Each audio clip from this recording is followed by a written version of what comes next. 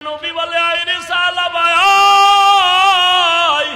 সালাবার বুকে লাগাইয়া বলে আর কত কাঁদবি রে সালাবা।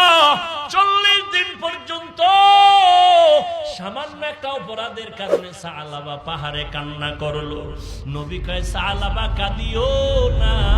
সালাবা কান্না করে বেহুশ বেহুশ। রহমতের নবীর একজন সাহাবী, অতি আদরের কিশোর সাহাবী, আদবালা জিন্দেগি বড় দামি, মারাত্মক কোনো গুনাহ হয় নাই, অনিচ্ছায় চোখের নজর লেগে গেছে। এই ভয় নবীজির সামনে আমি কেমনে মুখ দেখাবো, লজ্জা। মারাত্মক কোনো অন্যায় করে নাই, কিন্তু তার কাছে এটা ভাবার মধ্যে নিয়ে গেছে।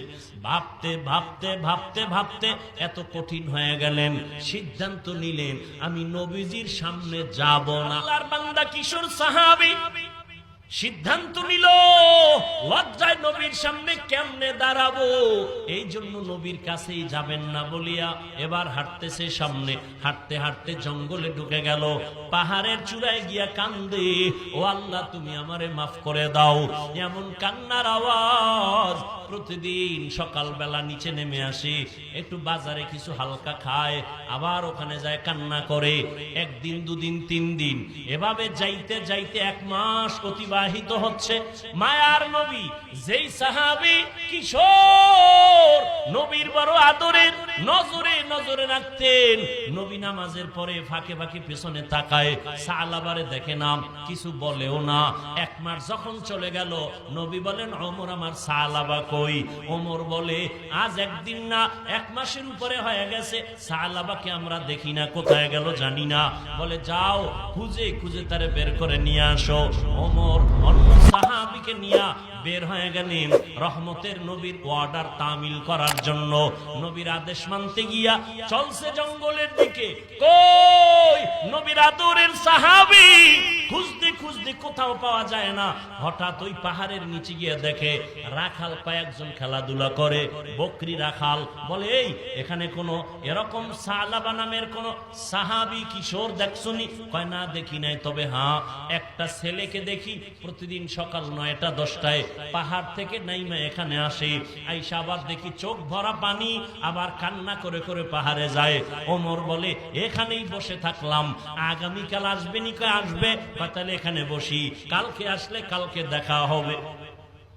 ওমর ওখানে অপেক্ষা করলেন। ঠিক সময় মতো দেখেন ওই সালাবা পাহাড় থেকে নেমে এসে চোখের কোঠায় পানি কান্না করে এখানে হাজির। ওমর ডাক দিয়া কয় রে সালাবা, নবী তোমার বিরহের বেদনায় অপেক্ষমান, তাড়াতাড়ি চলো, তোমারে নবী না দেখা আমাদের পাঠাইছে। সালাবা কাদের কয় ভাই ওমর, আমি পাহাড়ের জঙ্গলে থাকবো, মায়ার নবীর কাছে যাব না, আমার সালাম পাঠাইয়া দিও, আমি বড় অপরাধী, ভয় আমারে নবী এত আদর করেন, আমি নবীর সামনে কেমনে দাঁড়াবো, বড় লজ্জা, আমি একটা গুনাহ করে ফেলেছি। ওমর কয় না নিয়া যাব না, নবীর সাথে ওয়াদা তোমাকে নিয়েই যাব। জোর করিয়া হযরত ওমর সালাবাকে নিয়ে নবীর দরবারে হাজির। সালাবারে দেখা নবী বলে আইরে সালাবা, সালাবারে বুকে লাগাইয়া বলে আর কত কাঁদবি রে সালাবা। 40 দিন পর্যন্ত সামান্য একটা অপরাধের কারণে সালাবা পাহাড়ে কান্না করলো। নবী কয় সালাবা কাঁদিও না। সালাবা কান্না করে বেহুশ বেহুশ ভাব। নবী কয় আমার উরু আগায় দিলাম, মাথা রেখে একটু আরাম করো। আদরের সাহাবী সালাবাকে নবীর রানের উপরে, উরুর উপরে মাথা রাইখা সালাবাকে বলে তুমি আরাম করো। সালাবা কি আরাম করবে, একটু শোয়, আবার উঠে বসে আর কান্না করে। হঠাৎ করিয়া সালাবা ডাক দিয়া কয় ইয়া রাসূলুল্লাহ, আমার পিঠের হাড়ের মাঝে পিপিলিকার মতো জানি কি হাঁটতেছে। নবী সাথে সাথে চোখের পানি সারিয়া কয় রে সালাবা, আর দেরি করিও না, তাড়াতাড়ি কালেমা পড়ো, আজরাইল এসে হাজির হয়ে গেছে।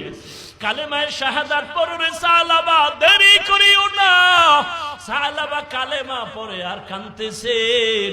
ইতিমধ্যে সালাবা দুনিয়া থেকে বিদায় হয়ে গেলেন। নবী বলেন, ওমর তাড়াতাড়ি কাফন দাফনের ব্যবস্থা করো, কবর খনন করো। সালাবার জন্য কবর খনন হলো। কেউ জানাজা রেডি, কেউ গোসলের জন্য তৈয়ারি নিল। কমপ্লিট গোসল করাইয়া কাফন পরাইয়া খাটিয়ার মধ্যে নিয়া রহমতের নবী কয়, সালাবার খাটিয়ার এক অংশ আমার কাঁধের মধ্যে দাও। মায়ার নবী কাঁধের মধ্যে নিয়া এবার জানাজার ময়দানে হাঁটতেছে। সব সাহাবায়ে কেরাম পায়ের পুরো পাতা মাটিতে ভর করে করে হাঁটে, আর মায়ার নবী শুধু দুই পায়ের বৃদ্ধাঙ্গুল ভর করে করে হাঁটেন। ওমর ডাক দিয়ে কয়, রে নবী, আমরা পায়ের পাতা মাটিতে লাগাইয়া পুরো ভর করে হাঁটি, আর আপনি কেন শুধু আঙ্গুলের উপরে ভর করে হাঁটেন? নবী বলেন, ওমর জানো না, সালাবার চোখের পানি পাহাড়ের উপরে মাওলা এত খুশি, সালাবার কান্নায় আমার মাওলা এতটা মায়ার নজর দিছেন। ওরে তোমরা তো দেখো না, এই বিশাল জানাজার ময়দানে লক্ষ লক্ষ ফেরেশতা নেমে আসছে সালাবার জানাজা পড়াবার জন্য। জানাজার মজলিসে লক্ষ লক্ষ ফেরেশতা চলে আসছে। এত পরিমাণ ফেরেশতা আসছে, আমি নবী পাও ফেলানোর মতো জায়গা পাই না। ও এলাকার যুবক, ও বৃদ্ধ বাবাজি, ও পর্দার আড়ালের মা, ও ছাত্র ভাই, সামান্য একটু নজর পড়ে গেল ওই মহিলার দিকে, তাও অনিচ্ছায়।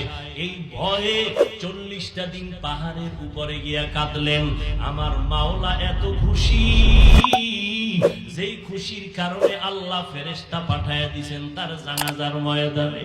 ও আল্লাহর বান্দারা, আজকে মুনাজাত ধরি, চোখের মধ্যে কোনো পানি নাই।